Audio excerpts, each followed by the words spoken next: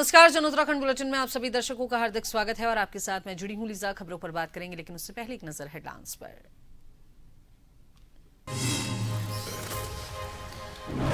मुख्यमंत्री पुष्कर सिंह धामी ने बुद्ध पूर्णिमा और मजदूर दिवस की दी बधाई। भगवान गौतम बुद्ध को किया नमन। राष्ट्र निर्माण, विकास और समाज की प्रगति में श्रमिकों के योगदान को बताया अतुलनीय।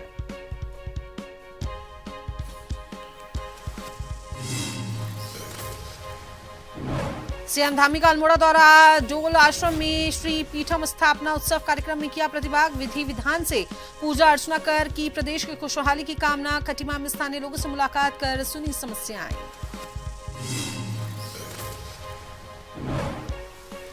उत्तराखंड में मदरसा शिक्षा व्यवस्था पर सरकार का बड़ा फैसला। कक्षा 9 से 12 तक के 52 मदरसों को ही राज्य शिक्षा बोर्ड से मान्यता जरूरी। बाकी कक्षा 1 से 8 तक को जिला स्तर पर मिलेगी अनुमति।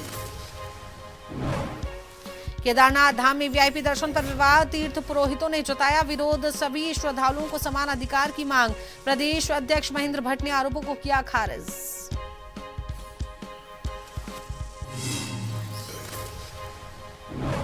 उत्तराखंड में बदला मौसम का मिजाज। कई शहरों में आकाशीय बिजली और अंधड़ का येलो अलर्ट। तापमान में गिरावट। बारिश के कारण फसलों को हुआ नुकसान।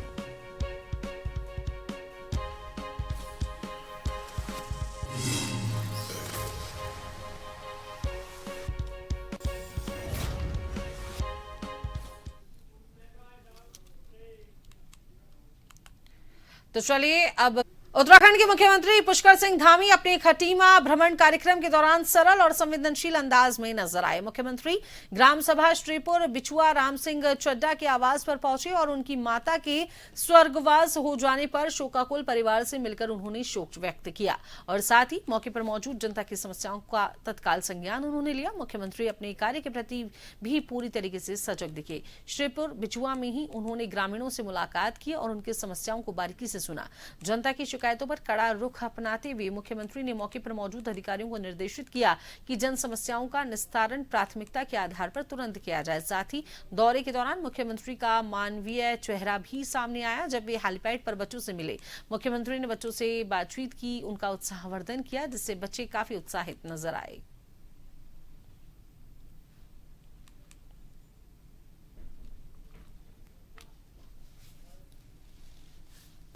भारतीय जनता पार्टी का पूरा हुआ है और हमने प्रयास किया है कि एक एक पल और एक एक क्षण राज्य के विकास के लिए समर्पित किया जाए। राज्य के अंतिम क्षण में रहने वाले लोगों के लिए समर्पित किया जाए। मातृशक्ति को समर्पित किया जाए और जिसको ध्यान में रख के आदरणीय प्रधानमंत्री मोदी जी देश की मातृशक्ति को सभी प्रकार की भागीदारी, सभी प्रकार के अधिकार देने के लिए नारी शक्ति बंधन अधिनियम 2023 में लेकर आए थे।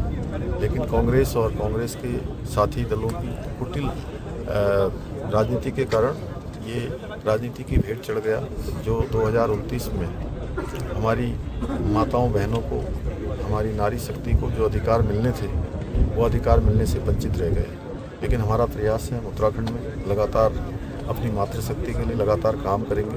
हमने 30% का आरक्षण यहाँ की सभी सरकारी नौकरियों में मातृशक्ति के लिए उसका प्रावधान किया है। 33% का आरक्षण सहकारी समितियों में किया है। हमारा प्रयास है कि मातृशक्ति हर क्षेत्र में आगे आए। महिला स्वयं सहायता समूह को हम 5 लाख रुपए तक का ऋण प्रदान कर रहे हैं। इसी प्रकार से बहुत सारे जो स्वयं सहायता समूह के माध्यम से, अन्य माध्यमों से उत्पाद बनाने वाली हमारी बहनें हैं, कितने अच्छे अच्छे उत्पाद उनके द्वारा बनाए जाते हैं, जिसकी मांग आज देश और दुनिया में हो रही है।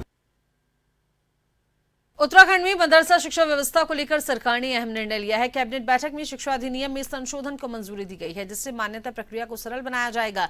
राज्य में पंजीकृत मदरसों की संरचना को देखते हुए ये बदलाव किया गया है ताकि छोटे स्तर पर संचालित संसाधनों को आसानी मिल सके। और विशेष सचिव मुख्यमंत्री पराग मधुकर धागटे ने बताया कि राज्य में 452 पंजीकृत मदरसे हैं, जिनमें से केवल 52 मदरसे कक्षा 9 से 12 तक की कक्षा देते हैं। अब ऐसे मदरसों को ही उत्तराखंड शिक्षा बोर्ड रामनगर से मान्यता लेनी होगी। बाकी कक्षा 1 से लेकर 8 तक के मदरसों को जिला स्तर की समिति और सक्षम अधिकारी के माध्यम से मान्यता दी जाएगी। उन्होंने कहा कि इस संशोधन अध्यादेश को कैबिनेट की मंजूरी मिल गई है, जिससे मान्यता प्रक्रिया आसान होगी और संस्थानों को राहत मिलेगी।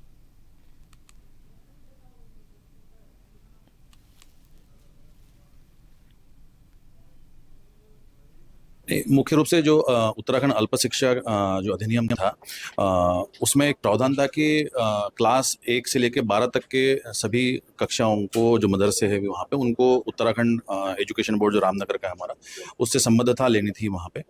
बहुत सारे मदरसों से चर्चा हुई वहाँ पे, तो हमारे यहाँ उत्तराखंड में जो 452 पंजीकृत मदरसे हैं उसमें से 52 ऐसे मदरसे हैं जो 9वीं 10वीं 11वीं 12वीं बोर्ड से संबंधित शिक्षा देते हैं। तो और बाकी जितने भी है वो कक्षा 1 से लेकर 8 तक है।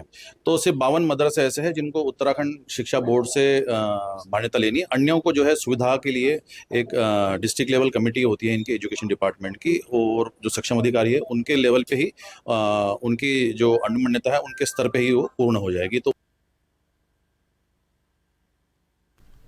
राज्य में वन संसाधनों के बेहतर उपयोग और स्थानीय लोगों की आय बढ़ाने के लिए सरकार नई नीति पर काम कर रही है और इसके तहत वन क्षेत्रों में मधुमक्खी पालन को बढ़ावा देने के लिए बॉक्स लगाने की अनुमति दी जाएगी, जिसे फॉरेस्ट के वर्किंग प्लान में शामिल किया जाएगा। वन मंत्री सुबोध उनियाल ने बताया कि फिलहाल वन क्षेत्रों में गतिविधियों पर प्रतिबंध के कारण काश्तकारों को दिक्कत होती है, लेकिन नई नीति के बाद उन्हें अनुमति मिल सकेगी। उनका ये कहना है कि जंगलों में मधुमक्खी पालन से पॉलिनेशन बेहतर होगा, जिससे उत्पादन बढ़ेगा, ऑर्गेनिक उत्पादों को बाजार में बेहतर कीमत मिल सकेगी।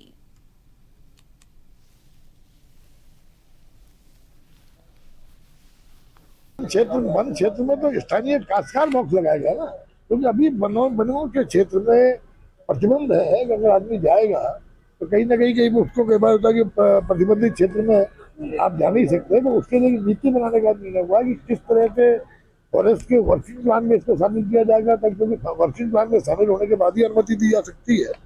तो उसको लेकर चीफ सेक्रेटरी और फॉरेस्ट सेक्रेटरी और एग्रीकल्चर सबको मिलकर के एक ऐसा प्रारूप तैयार करने के लिए कहा गया जिससे कि वन पालन में जो हमारे राज्य में पोटेंशियल है उसको हम एक्सप्लोर करते हुए उसका फायदा हम काश्तकार को मिल सके। कांग्रेस प्रदेश मुख्यालय में आज प्रदेश अध्यक्ष गणेश गोदियाल ने प्रेस वार्ता की है। जी आपको बता दें कि आज गणेश गोदियाल ने प्रेस वार्ता में भागिता की और प्रेस वार्ता के माध्यम से उन्होंने प्रदेश के ज्वलंत मुद्दों पर चिंता जाहिर करते हुए कहा कि इसी संबंध में वे राज्यपाल से मिलने का समय मांग रहे थे, लेकिन राज्यपाल से मिलने का समय नहीं मिल पाया। उन्होंने कहा कि वे राजनीतिक हितों के लिए सरकार की शिकायत राज्यपाल से करना चाहते थे, प्रदेश के ज्वलंत मुद्दों को उठाना चाहते थे। साथ ही उन्होंने जिक्र किया कि मुझे एक पत्र प्राप्त हुआ, पूछने पर पता चला कि सोशल मीडिया में ये पत्र चर्चा का विषय बना हुआ है, जो कि गदरपुर बीजेपी विधायक अरविंद पांडे का पत्र बताया गया है। उन्होंने मांग की है कि सरकार बताए पत्र की सत्यता क्या है और इस पत्र की जांच की मांग भी उन्होंने उठाई है।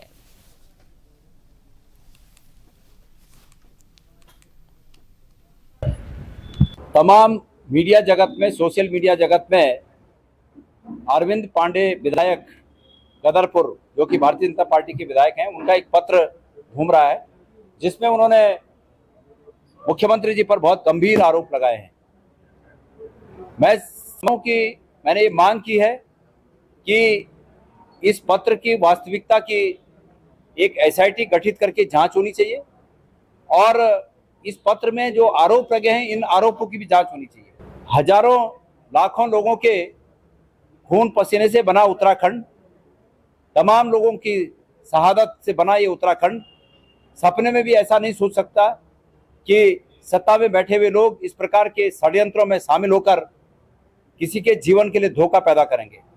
ये आरोप बहुत गंभीर प्रकृति के हैं और इन आरोपों की जांच के लिए न्यायिक अभिरक्षा में मैं एसआईटी की मांग करता हूं कि एसआईटी का गठन हो। मैंने महामहिम श्री राज्यपाल जी से समय मांगा, लेकिन मुझे समय नहीं मिल पाया और अंततोगत्वा मुझे मीडिया में आकर ये बात रखनी पड़ी कि हम एसआईटी की मांग करते हैं। अगर मुझे समय मिला तो मैं वहां जाकर भी इस हेतु अपील करूंगा कि एक एसआईटी का न्यायिक अभिरक्षा में गठन हो और इन तथ्यों की जांच हो, इस पत्र की भी वास्तविकता की जांच हो। देहरादून में बाल भिक्षावृत्ति उन्मूलन अभियान के तहत आधुनिक इंटेंसिव केयर सेंटर के बच्चों के लिए 41 सीटर बस की शुरुआत की। जिलाधिकारी सविन बंसल ने बस को हरी झंडी दिखाकर रवाना किया, जिससे अब बच्चे स्कूल बस से आ जा सकेंगे। डीएमएफ फंड से मिली इस सुविधा के साथ सेंटर में नवनिर्मित डोरमेट्री का भी उद्घाटन किया गया है। अब तक 369 बच्चों का रेस्क्यू किया जा चुका है, जिनमें से 200 से अधिक को शिक्षा की मुख्यधारा से जोड़ा गया है। जिला प्रशासन द्वारा बच्चों के पुनर्वास, शिक्षा और कौशल विकास पर विशेष ध्यान दिया जा रहा है। तो वहीं निगरानी और रेस्क्यू के लिए होमगार्ड जवानों की भी तैनाती यहां की गई है।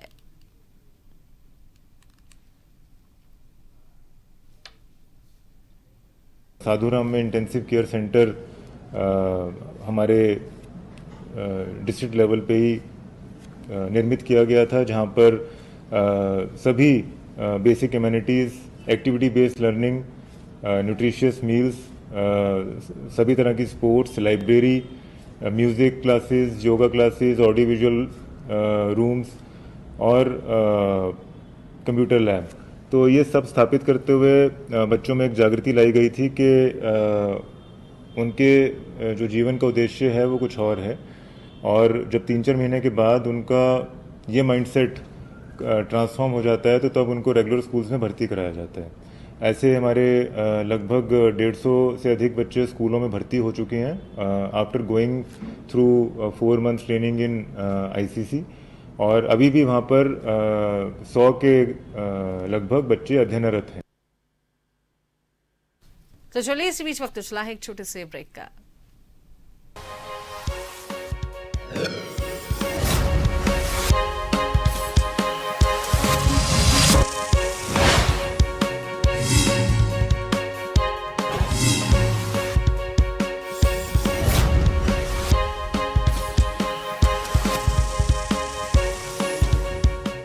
केदारनाथ धाम में VIP दर्शन व्यवस्था को लेकर विवाद अब बढ़ गया है। तीर्थ पुरोहितों ने इसका कड़ा विरोध किया है। उनका ये कहना है कि बाबा के दरबार में सभी श्रद्धालु बराबर हैं और VIP कल्चर आस्था के साथ भेदभाव है। पुरोहितों ने प्रदर्शन कर आरोप लगाया कि VIP व्यवस्था के कारण आम श्रद्धालुओं को घंटों लाइन में लगना पड़ता है, जबकि कुछ लोगों को सीधे दर्शन करा दिए जाते हैं। उन्होंने प्रशासन से मांग की थी कि VIP दर्शन व्यवस्था खत्म कर सभी के लिए समान दर्शन प्रणाली लागू की जाए। इस तरीके की मांग लगातार प्रशासन से करते नजर आ रहे हैं। वहीं भाजपा प्रदेश अध्यक्ष महेंद्र भट्ट ने इन आरोपों को खारिज किया। उन्होंने कहा कि धाम में कोई VIP दर्शन नहीं हो रहा। बाबा केदार अपने सभी भक्तों को समान रूप से दर्शन दे रहे हैं और उन्होंने इसे राजनीतिक रंग देने का आरोप लगाया है।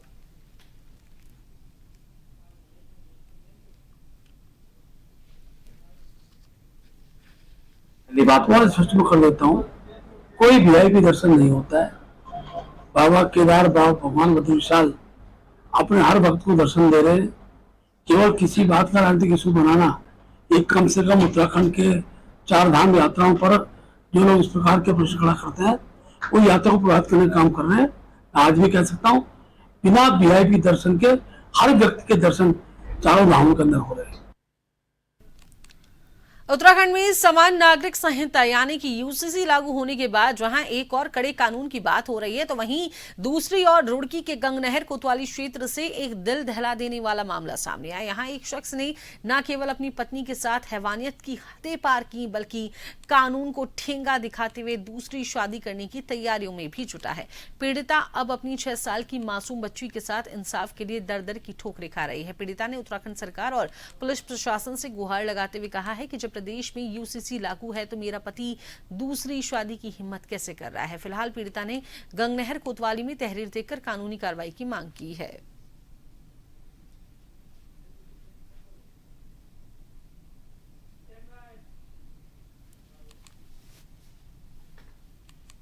मुझे अभी पता चला है, 1-2 दिन पहले ही, ठीक है, वो दूसरी शादी कर रहे हैं। 24 तारीख में, अभी रिसेंटली 24 में अप्रैल, वो एंगेजमेंट कर आए हैं उस लड़की के साथ।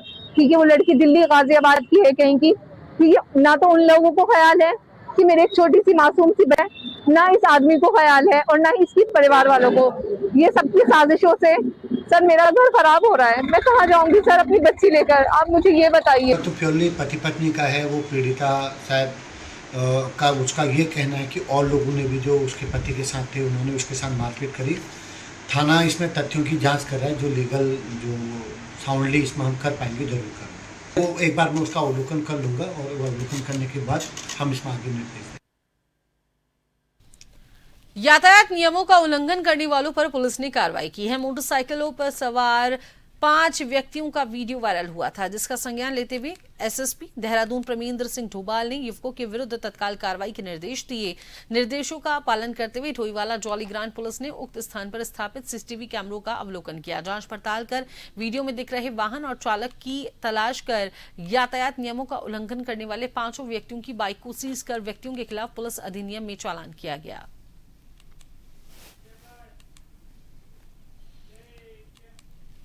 लक्सर से एक बेहद सनसनीखेज खुलासा सामने आया है, जहां सत्संग और आस्था की आड़ में डॉक्टर की हत्या की साजिश रची गई।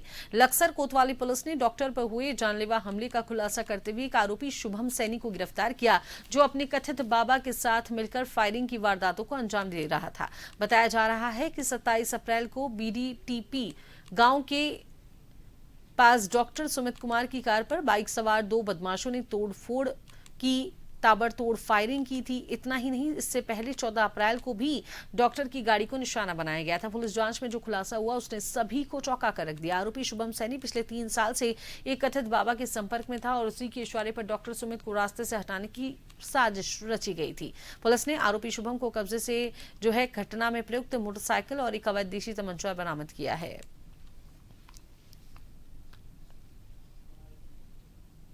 को सूचना मिली कि भीकमपुर चौकी क्षेत्र में एक डॉक्टर अपने परिवार के साथ जा रहे थे, तो उनकी गाड़ी में कई राउंड फायर हुए। जैसे ही पुलिस को सूचना मिली, पुलिस घटनास्थल पे गई और एफआईआर दर्ज हुई। तो आसपास सर्विलेंस और सीसीटीवी विटनेस, आई विटनेस, उनसे पूछताछ की गई, तो हमें कुछ एक हिंट मिला था कि कोई शख्स ऐसा हो सकता है। उस बिहाफ पर हमारी टीम ने पिछले 2-3 दिन तक लगातार काम किया।